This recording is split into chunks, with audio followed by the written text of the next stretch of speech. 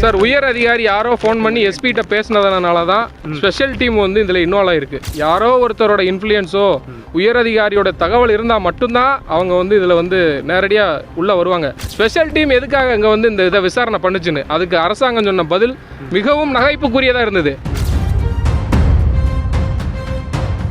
Periyar Maniamma Institute of Science and Technology, Thanjavur, AAA with specialization in electric vehicles and energy engineering.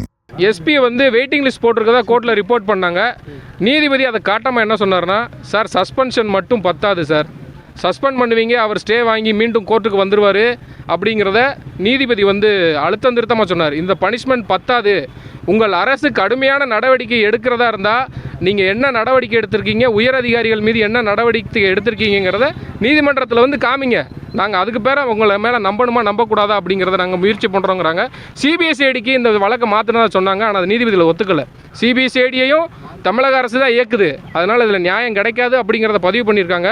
ஆனால் இந்த வழக்கை சிபிஐக்கு மாற்றுறதா இல்லை ஏற்கனவே அண்ணா பல்கலைக்கழக வழக்கை போல் ஸ்பெஷல் டீம் விசாரிக்கணுமா அப்படிங்கிறத நீதிமன்றம் மதியானம் முடிவு பண்ணும். 50 லட்சம் கொடுத்ததா அந்த அவர்களுடைய அந்த மாலதி அவங்களோட அம்மா வந்து கம்ப்ளைண்ட் கொடுத்ததுக்கு உதவி பண்ண ஒரு வழக்கறிஞர் என்ற நீதிமன்றத்தில் வந்து ப்ரெசண்ட்டாக இருந்தார். அவர் சொன்ன ஸ்டேட்மெண்ட்டு 50 லட்ச ரூபா பேரம் பேசினாங்க, அதாவது அரசாங்கத்திலிருந்து கொடுக்கப்பட்ட நேரடி பணம் கிடையாது, அரசியல் இந்த ஆளுங்கட்சியில் உள்ள சில நபர்கள் வந்து 50 லட்ச ரூபா கொடுத்துறோம், அந்த பிரச்சனையை பெருசாக்காதீங்க அப்படின்னு பேரம் பேசினதா அந்த அவர்களுடைய உறவினர்கள்ட்ட பேரம் பேசின கூட இருந்த வழக்கறிஞர் நீதிமன்றத்தில் அவருடைய வழக்கறிஞர் மூலமாக இன்று தாக்கல் செய்யப்பட்ட வழக்கில் நீதிமன்றத்தில் தகவல் சொல்லியிருக்காரு. இது உண்மையா இல்லையாங்கிறது நீதிமன்றம் விசாரிக்கும். சார் இந்த நகை தொலைத்தவங்க வந்து ஐஏஎஸோட தொடர்பில் இருந்து ஐஏஎஸ் அதிகாரிக்கு தெரிஞ்சவங்கன்றதுனால தான் இந்த விசாரணை நடந்திருக்கு. சார் உயர் அதிகாரி யாரோ ஃபோன் பண்ணி எஸ்பிகிட்ட பேசினதுனால தான் ஸ்பெஷல் டீம் வந்து இதில் இன்வால்வ் ஆகிருக்கு. பொதுவாக ஸ்பெஷல் டீம் மானங்கனியாக திடீர்னு வந்து விசாரணையில் இறங்காது. யாரோ ஒருத்தரோட இன்ஃப்ளூயன்ஸோ உயர் அதிகாரியோட தகவல் இருந்தால் மட்டும்தான் அவங்க வந்து இதில் வந்து நேரடியாக உள்ளே வருவாங்க. ஆனால் நீதிமன்றம் அந்த கேள்வியை கடுமையாக கேட்டுச்சு. ஸ்பெஷல் டீம் எதுக்காக இங்கே வந்து இந்த இதை விசாரணை பண்ணுச்சுன்னு அதுக்கு அரசாங்கம் சொன்ன பதில் மிகவும் நகைப்புக்குரியதாக இருந்தது. சோசியல் மீடியாவில் பார்த்து எங்கள் டீம் போய் விசாரிச்சுங்கிறாங்க. சார் இந்த தமிழக அரசுக்கு மிகப்பெரிய ஒரு இலக்கு தான். சோசியல் மீடியாவை பார்த்து நீங்கள் தடுக்கிறதா இருந்தால் எத்தனை பேர் கரப்ஷனில் ஈடுபடுறாங்க அதெல்லாம் போய் நீங்கள் தடுங்கன்னு சொன்னாங்க நீதிபதிகள். பல்வேறு கமெண்ட்டுகளை வந்து நீதிபதிகள் வந்து இந்த தமிழக அரசுக்கு எதிராக வந்து நீதிமன்றத்தில் தெரிவித்தாங்க. மதியானம் இதோட ஹார்ட் பீட்டு திரும்ப தொடரும். 3 மணிக்கு திரும்ப உங்களை சந்திக்கிறேன். வீடியோ காட்சிகள் என்ன சார் இருக்கு? சார் வீடியோ காட்சிகள் வந்து அந்த ஒரு பையன் வந்து அந்த அடிக்கும்போது எடுத்த வீடியோ காட்சிகளை அந்த நபர் வந்து ஃபோனில் வீடியோகிராஃப் பண்ணி அதை நீதிமன்றத்தில் ஒப்படைச்சிருக்காங்க. அந்த பையனுக்கு இப்போ த்ரெட் இருக்குன்னு சொல்கிறாங்க, அதையும் ஆர்டரில் ரெக்கார்ட் பண்ணியிருக்காரு. அந்த பையனை போலீஸார் வந்து மிரட்டி அதை அழிக்க சொல்கிறாங்க. அதையும் நீதிபதி ரெக்கார்ட் பண்ணிட்டார். அந்த பையன் அநேகமாக மதியானம் 3 மணிக்கு நீதிமன்றத்தில் ஒப்படைக்கிறதுக்கு வாய்ப்பு இருக்கு. வீடியோ வந்து நீதிபதிகள்கிட்ட மட்டும் தான் காமிச்சாங்க, நாங்கள் யாரும் வந்து வீடியோ பார்க்கல. இப்போ வரைக்கும் நீதிமன்றம் அவங்கள பற்றின எந்த ஒரு கருத்து இதில் தெரிவிக்கல.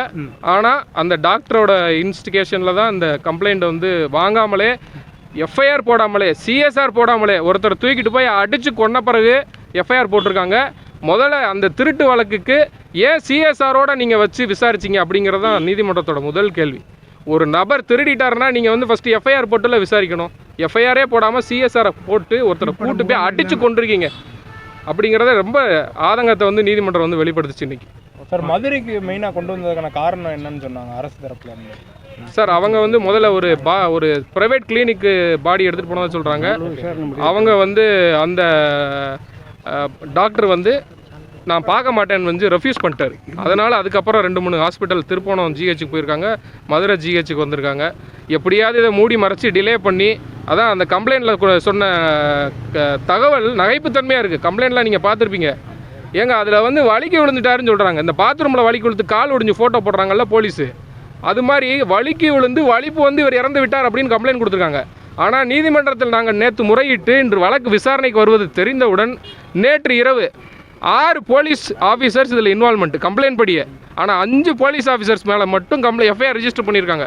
ஒரு போலீஸ் ஆஃபீஸர் அதில் வந்து வரவே இல்லை. அது மட்டும் இல்லை, அந்த கம்ப்ளைண்ட்டில் அவரே சொல்கிறாரு, யார் கண்ணன்கிற போலீஸ் ஆஃபீஸரே சொல்கிறாரு, இந்த இன்வெஸ்டிகேஷனை நாங்கள் முடிச்சுட்டு இந்த பையன் தப்பு பண்ணலை அப்படிங்கிறத வந்து டிஎன்னாங்க அந்த நல்லாங்கிற வார்த்தை நல்லா அடித்து விசாரிங்கிறதுக்கு தான் அர்த்தம். அவங்கள யாரையும் இந்த கேஸில் சேர்க்கலை. இதெல்லாம் கோர்ட்டில் சொல்லியிருக்கோம். நீதிமன்ற விசாரணை நடந்துகிட்டு இருக்கு. உரிய உத்தரவுகள் பிறப்பிக்கப்படும். Periyar Maniamma Institute of Science and Technology, Tanjavur. AAA with specialization in electric vehicles and energy engineering.